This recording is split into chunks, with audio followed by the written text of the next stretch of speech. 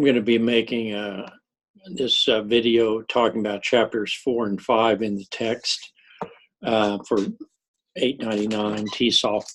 And I just wanted to go over some things. When I gave you the, yesterday when I recorded the information and talked about the different ways of teaching, those very much paralleled and were produced by different perspectives. In chapter 4, you see those. It talks about language acquisition. And of course, when we're talking about language acquisition, how much do you have to convince your administration and peer teachers about language acquisition in order to be able to get them to work with you with your ESL students in the most efficient way? Okay, well, we know that most people are of the perspective that language learning, at least I think this is a good assumption, that if you're dealing with people that they believe that language learning is just a matter of applying yourself, reading the book and memorizing and working hard and you'll pick it up. Yet we know that people have that expectation, but they themselves are probably unable to learn a second language and are unwilling to do that kind of work. But they put it on, the onus of that on individuals that may not have much of an educational background, who are poor or are working all the time, and they expect them somehow pick up English, either conversational or even other, full CALPs, BICs and CALPs both. So, as I mentioned, the behaviorist perspective, which is kind of out of audiolingual, was B.F. Skinner. And if you remember, he's the guy with the maze, and he would put cheese in there, and he had these little, he would reinforce if the rat hit a lever every once in a while, then sometimes every time and sometimes intermittently, he would reinforce that behavior by giving them a little piece of food. That's the basis for slot machines. If people pour money in slot machines, they see someone win $15,000 and they'll spend their $2,000 over a couple of days and hoping that they can win $15,000. And we know they don't. So anyhow, that's the behaviorist perspective. It doesn't work. It doesn't work for language learning. Now, the innatist perspective, it talks about on 47. Innate means it's already there in your brain. Chomsky, who's a very activist, by the way, and also works at MIT, and a philosopher, he and Stephen Krashen, I think I mentioned him. The basic belief is that our brains already have genetically, under normal circumstances, we are capable of picking up language. Something changed in our brain, evolution, or whatever you want to call it, and that children will pick out language if they're exposed to it. They have to be exposed to it. You can't keep a child in a closet and then expect it to know language or really anything. That's why input to the brain and a growing brain is very important.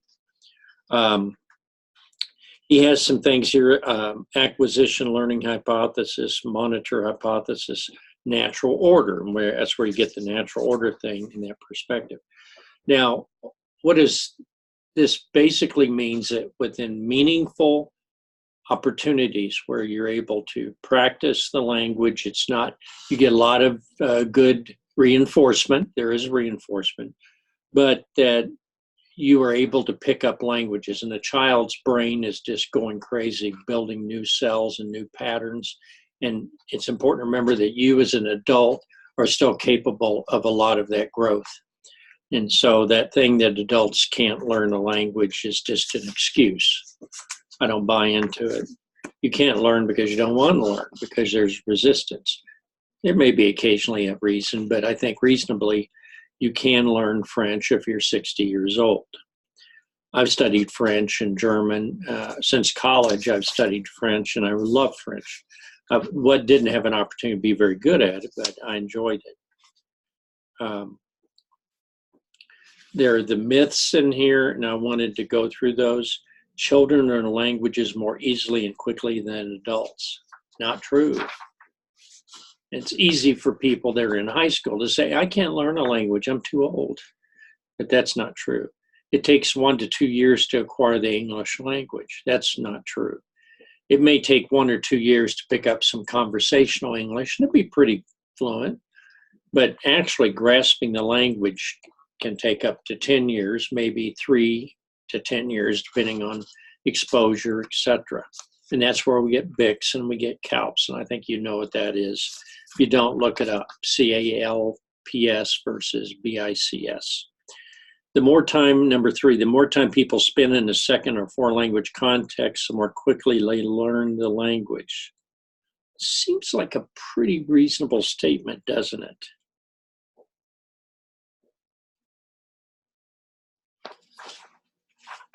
This would be an argument that you can just immerse someone and they'll pick up the language.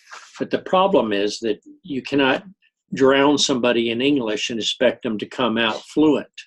You may find them drowned. Here's something that people don't realize. There's a lot of the affective filter, the emotions are very important. And if you immerse someone in a language, they may get depressed. You have to give them meaningful bits and chunks of language, and you have to give them a context, and you have to give them some flexibility so that they learn and they can reflect and then they can come back. So if you send someone to France and say, I'm cold turkey, that's the same as throwing someone in a pond, assuming that swimming is a natural occurrence. And it's not, and you would never do that. So language has to be presented in some organized way, and it has to be flexible. So you get chance to reading, writing, speaking, listening.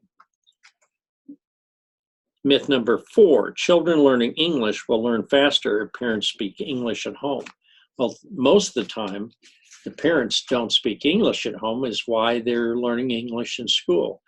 And expecting the parents to speak English at home is completely unreasonable, because unless they happen to be bilingual, which would kind of mean they wouldn't be an ESL in the first place if their parents already spoke English at home, then expecting parents, and I've had this happen where people would literally try to quit speaking Spanish at home or whatever language, and they'd throw out all the books in Spanish. They'd say, we're going cold turkey, we're going English all the way. And of course, that doesn't work, because then you have a breakdown, the loss of the first language. You must have communication. You need to have a first language. You should never shame one because of their first language. That's just abuse, flat out abuse. That same goes for this English only stuff. I don't want you speaking Spanish in the hallways. We don't know what you're up to.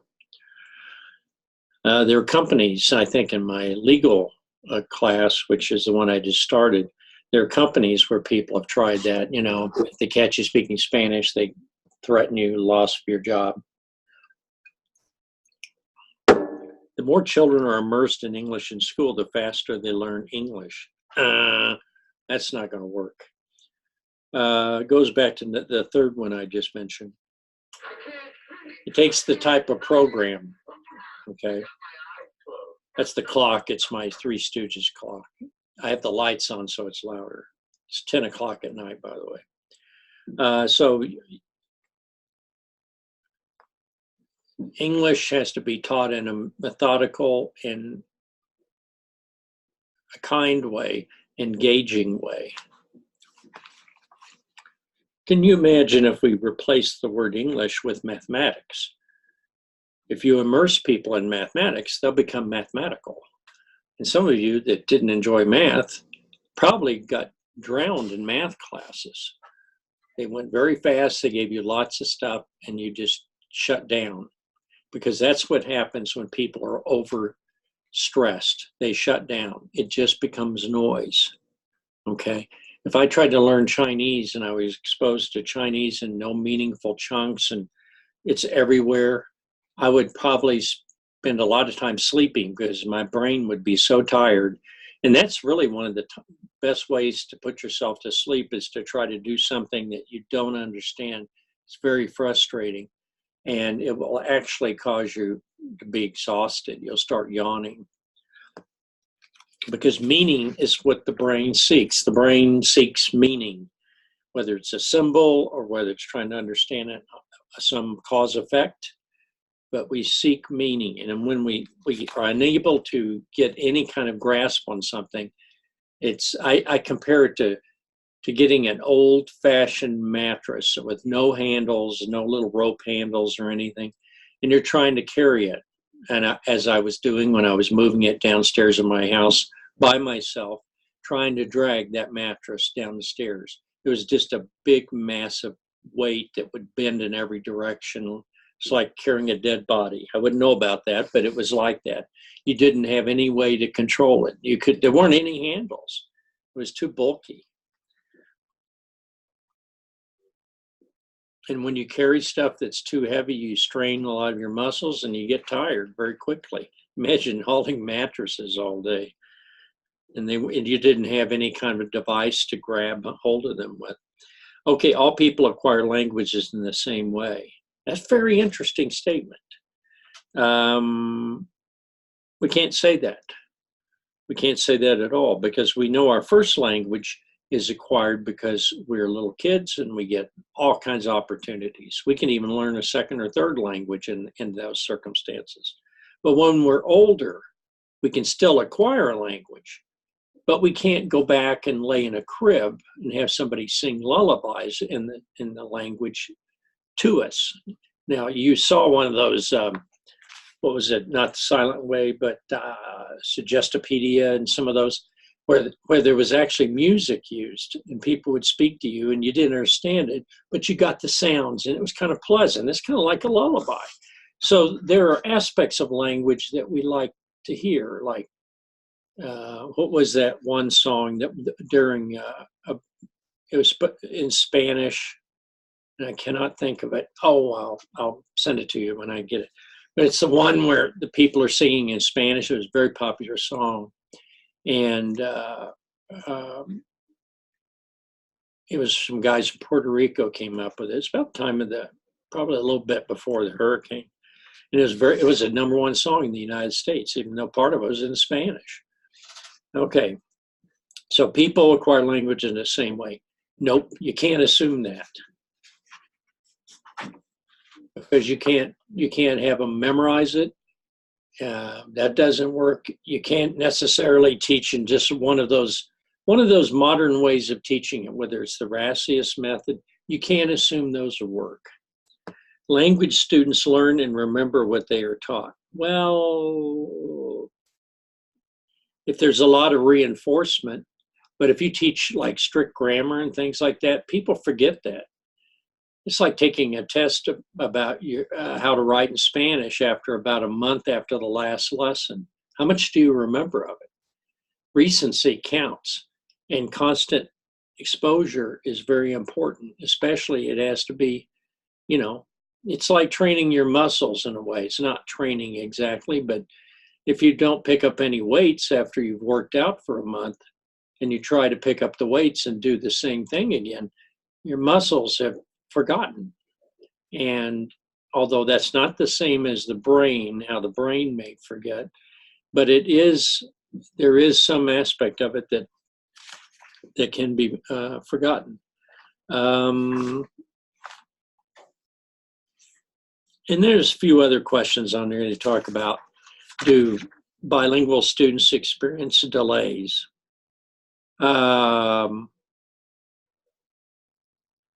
Long term, they are very successful. Short term, they may have some delays, but it's not a huge issue, and it's not really much. If you have kids in a bilingual environment, they usually come out incredibly well and very advanced, because they have the advantage of two different sets of vocabulary. They have much more expansive vocabulary and greater fluency, because they can see languages from different origins. The Romance languages, English is basically, it has a lot of French and Romance languages, and Latin, but it also has a lot of Swedish, Scandinavian, the words like ski and things like that. It also has Anglo-Saxon and German. It even has Spanish from the New World, and a little bit sprinkling of all kinds. So English is a very hybrid language. In a way, it's kind of a runt. If it were a dog, you'd say, I don't know what that is. You know, it's not a pure English bulldog. It's got a little bit of northern, I don't know what you want to call dogs from the north, the Arctic or something, and it would have all kinds of variations in it. Another term I think is important is code switching. I wanted to get that term too. Code switching is when a person is pretty fluent and they're able to switch from Spanish to English and back to Spanish and just keep on going. And the better they are at code switching, it really is powerful. People that translate are superb at this if they're good, you know. But people that don't do that very much, even if they're fluent, they have to think a little bit because you forget words in one language or the other. Now, I talked to you a little bit the other day about losing the first language. This is very important. And it's important to keep in mind the first language has to be preserved because it's the language of the conscience. It's the way you think. And even the way you dream. I mean, I remember I've had dreams in Spanish, but not very much, and certainly not in many years. But when I studied Spanish a lot, sometimes I would dream in Spanish. And I remember I would speak in Spanish, and I wasn't thinking English and then what's that word in Spanish? I didn't do that. But that's a really advantage. Now, the second chapter deals with language. How does someone learn English in school? Now, I've already gone over this with these different methods. They talk about some meaningful terms, automaticity. That means you learn the language so you don't sit there and think, you just produce it. I just mentioned an example of code switching so that if someone comes and talks to me in Spanish and I understand the basic command, I respond to them. I don't think about, oh, gee, what does that mean? I just automatically respond to them. It has to be meaningful. And this, again, that types of Spanish. Remember that lady I had that talked in Persian to you, that little video, is that when she had all the little puppets or the little stuffed animals and she was doing her lesson on nutrition, if you remember, because she used the word chocolat, and she didn't eat chocolate, but she said chocolat, which is really, I guess, the French pronunciation of that. But I remember even in Persian, some of the words have to be the same as English. The word penguin, because she had a little overweight penguin, and then she had a very healthy, what was the other one? No, she had a penguin and she had a duck. The duck was overweight, but she said her duck. And so if you think about it, if you go back and watch that, you'll say, oh yeah, she did say that word. So a lot of words do cross over because, hey, not everybody in Persia had ever seen a penguin. When somebody came up and said penguin, probably came from a French explorer that found a penguin and brought it back. And then people read in books about it and said, oh, it's a penguin. Now, the word elephant in Persian would not be elephant, probably because they had elephants many, many thousands of years ago. So if you discover something, it's like the word telephone. In Spanish, it's teléfono. You know, it's not. I remember a few years ago, the French wanted to have their own words for modern things. They didn't want to take the English word and just put it into French and wedge it in there. So they tried to come up with their own word, and they're very picky about that, so that it was French and not an English word imported, because they didn't like outside words imported into French. There were even laws against it, I think. Intrinsic motivation. Now, what does this mean? It means that the joy of learning for the sake of learning and not for some obvious reinforcement like, oh, here's some candy because you got that answer right. First of all, it's not healthy, I always disliked accelerated reader because people said, hey, you get pizza if you do well. And I said, that's not really helping with the healthy eating aspect of this, right? I mean, if you say you get more ice cream if you do such and such, then pretty soon you're going to get addicted to ice cream. Okay, language ego is a very important thing. What is your attitude, the way you comport yourself toward learning a language? Think about high school Spanish and French. Did you go in there thinking, oh no, and maybe it wasn't any good, maybe it was taught terribly. And so you went in there with a negative attitude, and maybe even the teacher wasn't excited. You know, I usually, when I'm teaching, I do pretty well. I'm enthusiastic about ESL, and I hope that makes you enthusiastic. But you can imagine, and I'm sure there have been days I've been tired or something. Now, when I said, it's important to be self-confident when you're learning a language, you know. I was like, yeah. I had an 8th grade math teacher that taught math like she was going to yawn after every sentence. Oh, well, here's some basic algebra. And she had no interest in the subject. She just drilled us on it. I thought, that's the kind of teacher I don't want to be. If I'm that unenthusiastic about the topic, I don't want the job. Imagine somebody serving you fine meals or something. And said, yeah, I guess it's okay. The fries aren't too cold. Risk-taking, very important concept. The willingness to take a risk is a strong indicator of that a person will be successful. Imagine people that are really good football players or baseball players or chess players or whatever, or musicians. At some point, they take a chance. They go out there and they may embarrass themselves. They may fail, but they're determined and they keep going out to try to be successful. Imagine a person in the rodeo, and you know the first time they try to rope a calf, and they're not going to do it. They're going to mess up a lot. They're going to be sloppy quite a bit, but they have to have the persistence to stay in and to keep throwing that rope. And they have to believe they will rope that calf, or that if you're a bowler, that you will throw a perfect strike, even though you may struggle at times trying to get control so that you're consistent. Now, there's a little aspect they talk here about, a thing called interlanguage and native language effect. Now, native language effect, if you're learning Spanish and you already speak Portuguese, huge advantage. There is some interference. Some of the sounds are a little different, but the languages were on the same peninsula when they were formed. The Iberian Peninsula, you got Spain, you got Portugal. Same with Italy. Italian and Spanish have a lot of similar words, and they certainly have somewhat similar structure. So if you're speaking, and if you've ever studied German, you know there are some words in German that are just like English. You know, what is the word for welcome? It's willkommen. I'm trying to think of other words. I can't think of them right now because my German's too antiquated. But you say hello, goodbye in some languages very similar.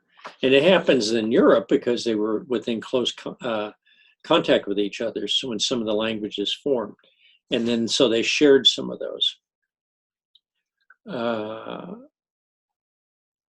Interlanguage, very interesting concept. Now, what does this mean?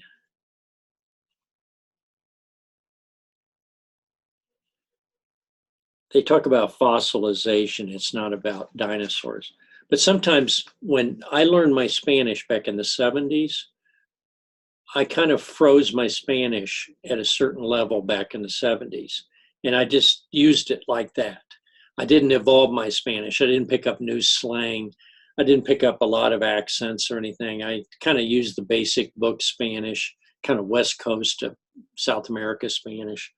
And so I'm not very flexible in my vocabulary. I sometimes will say, well, I mean this, or I'll have to describe what I'm talking about. I can't think of the word or the expression. So people say, oh, Well, you speak Spanish, but your Spanish is a little awkward, it's a little crude. And you know what that is in English when people try to describe something, they don't know it, so they kind of go around it, trying to think of the right word or the right way to say it. So that's called interlanguage. You actually go through a period of evolving your language. And mine's kind of bookish. Mine's kind of traditional and bookish, and the pronunciation is kind of basic. When I encountered Cuban Spanish, I was shocked. I said, I can't speak that fast. I can't listen that fast. It was more than I could handle. So that's very important. And then the rest of the chapter, it's kind of basic, talks about learning should be authentic, should be interactive. And you know, in these examples, they're very interactive. Suggestopedia, that Golding guy, Gold, is it? The guy that's talking to him, he says, hey, how are you doing? And this is how Americans greet people. And so he's given him authentic English. And that's always very important too. Now, what does this mean? What do you teach your? First of all, you could do a PowerPoint and just set them straight. But generally, people in authority don't take well to being told what they don't know and what they're wrong about. One of the things you can do is to have some kind of a little workshop or a little professional development, or even a night with parents, in which the parents teach Spanish to the administrators. And they share food and they develop some kind of a bond. You know, they get to know each other, first name basis or professional basis. And then that's very important. You have to have that. That's something in my other class about advocacy, that this is advocacy. In fact, I could have this class, this could be used in the other class, because telling others what you need to do in order to help your EL students is very important. And getting them to be sympathetic. You're not asking them to be students of a language, you're just asking them to support you as you do your job, and to treat the parents and the students with dignity, with respect for their language, and get in some cool samples or examples. If you could have some little mini lessons or something, and get some people that want to, you know, pick up Spanish for fun in the evenings. Some people do it in a senior elder group of people, and they teach them to sing something in Spanish. And people that are, you know, and you're going to find people who say, I don't want to do that, I'm not interested in that. But you start, as I say in the advocacy class, you start with whoever you can find who's willing to sit down and give you the time of day. And then you work your way through that. And then you use food and you bribe people. You do what you got to do. But you're able to get them information about how languages are learned in the best situation, and how we need money of a certain type, or you need to get off a certain day so you can go to the state capitol, or maybe somebody can come from the state capitol, from the education department, and come and Teresa over there at the state capitol. Can't think of her last name, but I'll think of it later. She does presentations, and they have all kinds of cool video stuff, resources for ESL. And so they can come over and do it over the computer, you know. And I like culture, so anything, food, movies are good. You have to be careful what you show in the movies, but there's a lot of wonderful and rich things about culture. So when you're teaching ESL, you're also teaching your students culture, and you're promoting their culture and respect for their culture. Other ideas, and I've got to shut up here in a minute because I'll talk too long, is getting people to go in and teach Spanish to elementary kids, some of your Spanish students in high school. Maybe get some people to illustrate books that are bilingual and get them published. You know, some of these with nice printers and stuff, you can actually create a very exciting little book. Have somebody who's an artist illustrate it and have some little story, and maybe center it about your town or the history of your town. And another one would be recording stories from people that have long ago, if they're still alive, or at least the stories about moving to your town. Like I thought with Lexington, Nebraska, have people record literally as historians would, interview people about their travels and how they got to Lexington from El Salvador or from Mexico or from the Philippines or Africa, and find people that can help with that. Record them or interview them in their native language, and then get someone to dub in the words so that the words could be there. You think that would be a very important historical document. And so those are things you can do that are way beyond just getting information to your administrator or peers, but can get them involved in a way that makes them part of the process. And that's big stuff. So I hope this has been helpful to you. I wanted to say this because a lot of things I have to say, I can't demonstrate everything, but so that's chapter 4 and 5, and you do have a discussion about it, so you can mention some things. Thank you very much.